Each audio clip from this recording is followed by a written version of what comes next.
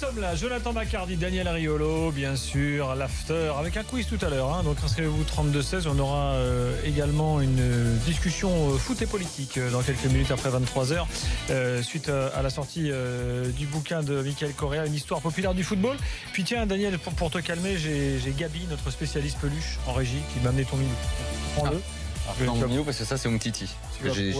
J'ai encore oublié Varane à la maison, mais tu vas pouvoir te calmer un petit peu. Philippe Auclair nous rejoint. Philippe, bonsoir. Bonsoir Gilbert, bonsoir Daniel, bonsoir Jonathan, bonsoir à tous et à toutes. Salut. Messieurs, dames, sachez que Philippe n'est pas content. Pourquoi Philippe n'est pas content parce qu'il estime que, comme dans un débat politique, il doit y avoir un respect du temps de parole dans l'after. Et le sien, hier, n'a pas été respecté. Il a donc réclamé un surplus de temps de parole qu'on lui accorde évidemment volontiers dès maintenant. Ah mais ils me sont tombés dessus là, c'était Simonet et Fred, mais franchement c'était extraordinaire. Il faut dire qu'on parlait de Unai. Tu vois, j'étais pas là et on t'a maltraité. Et voilà. Dès que je suis là, mais immédiatement oui, pour toi, c'est mieux. Et voilà, ça va beaucoup mieux tout de suite. Ouais. Jingle Auclair tout de suite. Il a été Pichichi, ou l'équivalent anglais Pichichi. Magnifique ce jingle. Et tu voulais nous parler d'N'Golo Kanté ce soir, juste que tu n'as pas eu le temps de faire hier soir. Bah non, parce qu'on n'a pas eu le temps du tout de parler de la. Ça tombe bien, finale l'équipe la de FA France Cup. se réunit dans les heures qui viennent. Ah, bah écoute, l'équipe de France a beaucoup de chance d'avoir N'Golo Kanté. Surtout, elle a beaucoup de chance d'avoir le N'Golo Kanté qu'on voit en cette fin de saison. Parce que bon, on sait qu'en 2016-2017, il fait une saison absolument fantastique, rafle toutes les distinctions personnelles, mais plus important que ça, est vraiment l'âme de cette équipe de Chelsea, championne d'Angleterre. Et là, dans une équipe de Chelsea qui est beaucoup plus compliquée à gérer pour Antonio Conte, avec beaucoup plus de matchs à jouer, avec tout ce qui s'est passé autour de David Luiz, autour de Diego Costa, des problèmes avec le management et tout ça. Et il y a une constante dans cette équipe, c'est N'Golo Kanté. Et encore une fois, il termine la saison de manière absolument époustouflante. Et il a été époustouflant ce week-end, ce samedi à Wembley. On a bien évidemment beaucoup parlé de Eden Hazard et à juste titre. Eden Hazard qui a fait un très beau match, mais le grand bonhomme, ça a été N'Golo. J'en parlais avec un copain cet après-midi d'une phase de jeu sur laquelle on voit N'Golo Kanté se projeter vers l'avant. Chose qu'il faisait très peu il y a encore 2 ans. Mais il est son jeu est en train d'évoluer. Superbe conduite de balle au pied, des accélérations, il glisse sur le terrain et il fait toujours les bons choix quand il arrive aux 20 mètres. Et il passe le ballon à Marcos Alonso et Marcos Alonso se loupe un petit peu. Bon ok, ça peut se passer, David De Gea récupère le ballon, balance le ballon de l'autre côté du terrain. Qui est-ce qui est là pour le récupérer? Eh ben, il y a le frère jumeau de N'Golo Kanté qui a fait 40 mètres de repositionnement et qui est exactement là où il faut être. Et qui sent le football, qui sent le jeu magnifiquement. Mais moi, je ne sais pas ce que vous en pensez, mais ça me fait un petit peu rêver pour les Bleus, parce que je me demande si jamais le rôle qu'il a avec Chelsea. Au départ, c'était un rôle un petit peu de sentinelle, mais il avait Nemanja Matic à ses côtés l'année dernière. Là, cette année, il a été obligé de faire un petit peu plus de mettre le bleu de chauffe et tout ça, mais il est en train aussi de trouver cette dimension autre dans son jeu, qui est une dimension de percer les lignes. Donc tu veux dire qu'il a encore une marge de progression, quoi. Non, mais il a progressé énormément cette saison. Enfin, je dis ça, il était déjà magnifique la saison précédente, mais là, je vois pas mieux. En ce moment, je vois pas mieux. Philippe, ça n'a jamais été une sentinelle, N'Golo Kanté. C'est un box-to-box. C'est un box-to-box, C'est un mais milieu relayeur. C'est pas un joueur qui peut rester devant la défense. Enfin, du moins, tu l'utilises pas au maximum de son potentiel quand tu le mets devant la Quels sont défense. les joueurs aujourd'hui qui sont des espèces de statues devant la défense? Est-ce que ça existe encore? Dans le profil Manchester Busquets, United de Chelsea, tu auras Ander Herrera par exemple qui fera ça. Tu auras Un meneur de Ander jeu Herrera reculé qui maintenant, fera c'est. ça. Tu pourrais Je penser trouve que de plus en plus les mecs bougent beaucoup maintenant quand même. Même si pour Busquets ça tient encore. C'est un numéro. En fait, on parle plus de sentinelle, mais de meneur de jeu reculé. Ouais, d'ailleurs Sentinelle, j'ai jamais aimé cette expression moi. Qui est, ça valait pour Makelele qui était toujours positionné dans la même par Laurent Blanc. Makelele. Non, le sentinelle. Ah, la sentinelle, ok. Aloudjara, ouais. Mais c'est vrai que mais lui, il est beaucoup plus dynamique que les autres. Et surtout, la différence qu'il y a avec N'Golo Kanté, c'est également le bagage technique que peut-être on a un petit peu sous-évalué. Et le dynamisme et le fait, c'est la rapidité, encore une fois, balle au pied. Et c'est vrai qu'il y a un registre étonnant. En équipe de France, on attend qu'il rayonne. Mais il a déjà fait quand même des performances. Oui, il est bon. Mais on le met pas à son poste préférentiel.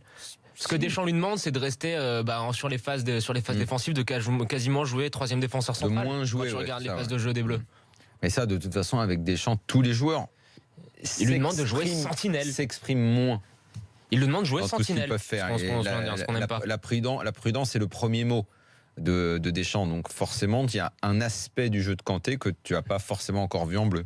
Et puis de toute façon, le passage club-équipe nationale, on sait toujours que c'est pas pour avoir le même rayonnement, c'est pas pour tout le monde immédiat. Il y en a même pour qui ça n'arrive jamais. Mais il a été bon tout de suite, hein, lui. Oui, non, mais il a été bon, oui, mais effectivement, Philippe a raison, peut-être pas autant qu'on l'a vu en club. Ouais. Bon, du coup, je rappelle qu'il a quand même été élu meilleur joueur de Première Ligue. L'année dernière. L'année L'année dernière. dernière, absolument. Mais oui. cette année, tu vois, curieusement, Philippe, là, tu vas en parler ce soir, peut-être. Pourquoi ? Parce que tu estimes à la limite que cette année, tu n'en as pas assez parlé, on n'en a pas assez parlé. On n'en a pas assez parlé, j'en ai pas assez parlé, et il a été un petit peu, je pense, victime des problèmes de Chelsea. Et du départ de Matic surtout. Oui, mais il a fallu qu'il se fasse cette saison. Quand tu te dois te coltiner Cesc Fabregas qui va à 2 à l'heure à côté de toi, bon, qui est un magnifique passeur, tout ce qu'on voudra, qui est un très beau footballeur.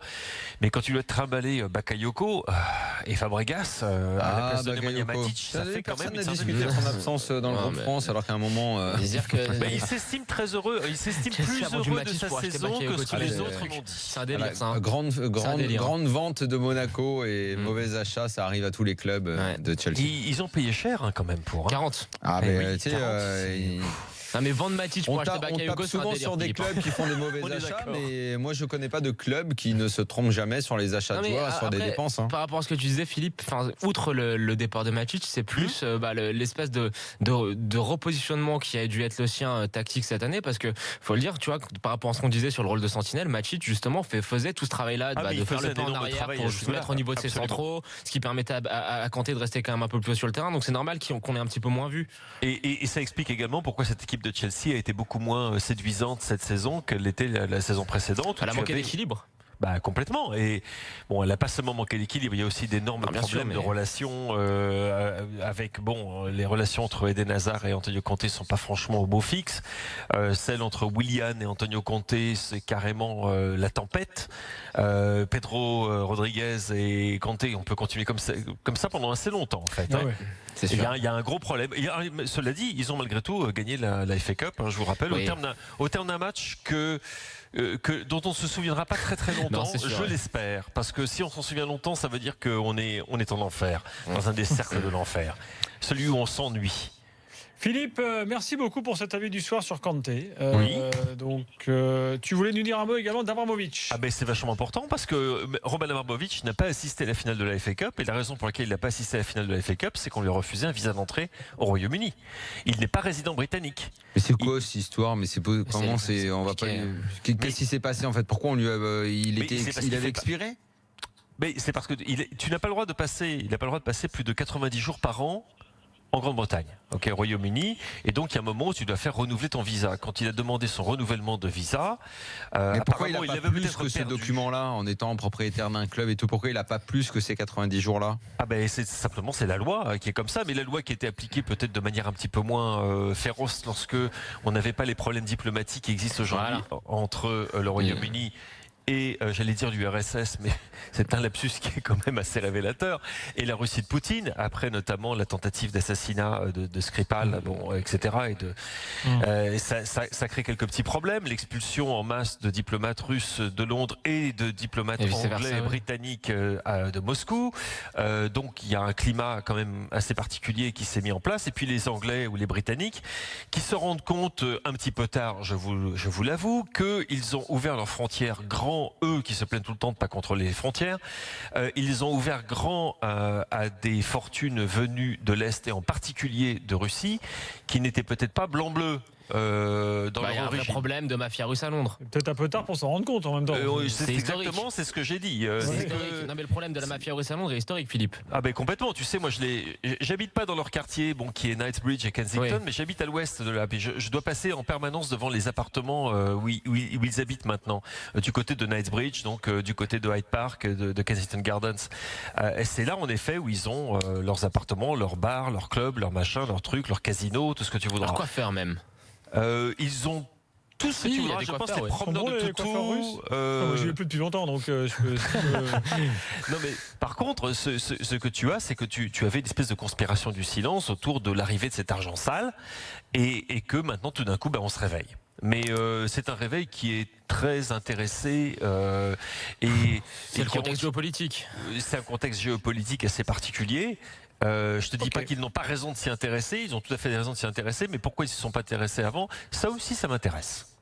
Merci Philippe. Ciao Philippe. Allez, à très vite. Salut Philippe. Bonne soirée. Et rendez-vous, on a une petite finale qui se projette à la. On sera là samedi, hein, mon vieux. On sera va là pas rater samedi. ça, t'inquiète. Hein. Allez, ok, à très vite. Salut Philippe, à plus pour la Ligue des Champions bien sûr. Dans quelques instants, la deuxième heure de l'after, football populaire, Argentine, quiz au programme. On se retrouve dans quelques secondes.